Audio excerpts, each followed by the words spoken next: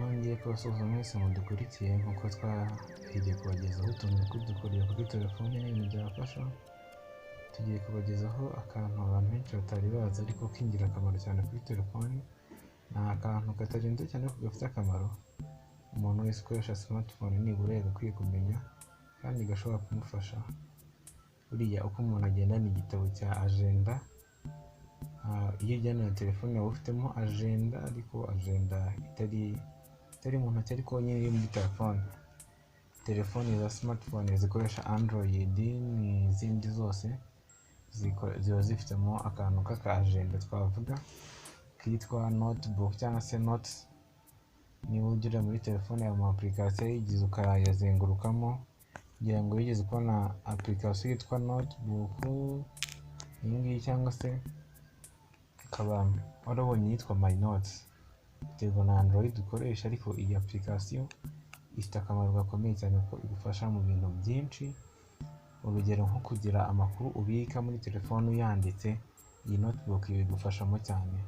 Ukagira ikintu ubikamo ukaza kuza kukireba nyuma.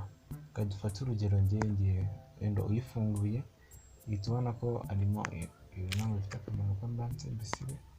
Gusa urabona ko iyo ifunguye bwa mbere nuko izimeze. Ahangaha yitwa notebook, ahandi bayitwa my notes. Iyo ushaka nko kugira nk'ikintu ubikamo nyine tuvuga ugurira umuntu amafaranga kugira ngo utazabyibagirwa, ushobora guhita uza ukavuga uti Kamari muhaye 5,000 yenda birusha, muhaye 5,000 azabinyishyura ku itariki ya mbere. Azabinyishyura ku itariki ya mbere. Bivuga gutyo. Bivuze gutyo ushobora guhitamo inuza kategori ubishyiramo. Tuvuge niba biri personal, tuvuge n'iri urabona iyi ni work, iyi ni family, iyi ngiyi ni ntabwo nibuka, iyi ni personal, ibi ni iby'amasomo, ibi ngibi ni iby'umuryango, ibi ngibi ni iby'akazi.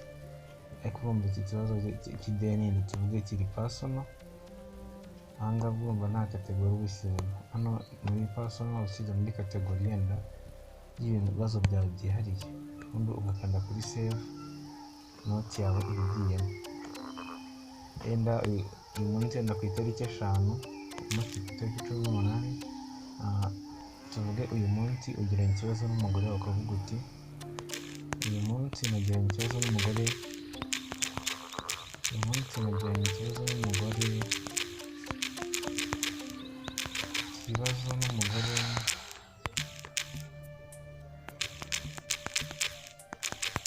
urugero yenda binturutseho.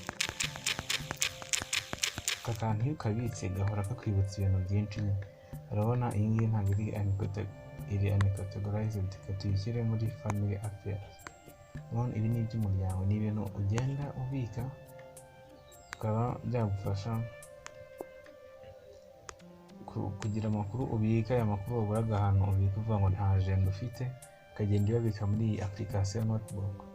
Niba ugenda nta karamu ufite ukagera ahantu ukabura ikaramu, ukaba wanatanga amafaranga 100 cyangwa se 200 ngo ugure ikaramu.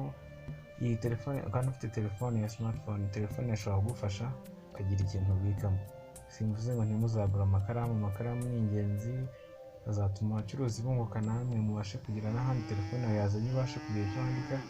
Ariko umenye no ko na telefone ishobora kubigufashamo mu gihe ushobora kuyikoresha. Igikoreshe kuko ni ingirakamaro cyane kuba wakoresha aka application.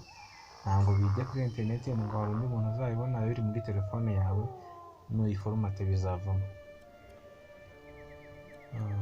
Murakoze, ndakeka ari ibyo nabibabwiraho. Uramutse ufite ikibazo wifuza kumbazaho cyangwa se igisubizo cy'inyunganizi ushaka gutanga, bitubwira muri comment cyangwa twandikire ku mbuga nkoranyambaga zacu. Kuri Twitter ni gute, ni kuri Instagram ni gute _co_rwa, cyangwa se urubuga rwacu www.nigute.co.rwa. utubwire igitekerezo, natubwire ikindi wifuza ko twazakuganirizaho ubutaha. Dushimishwa no kuba duhari ngo tugukorere.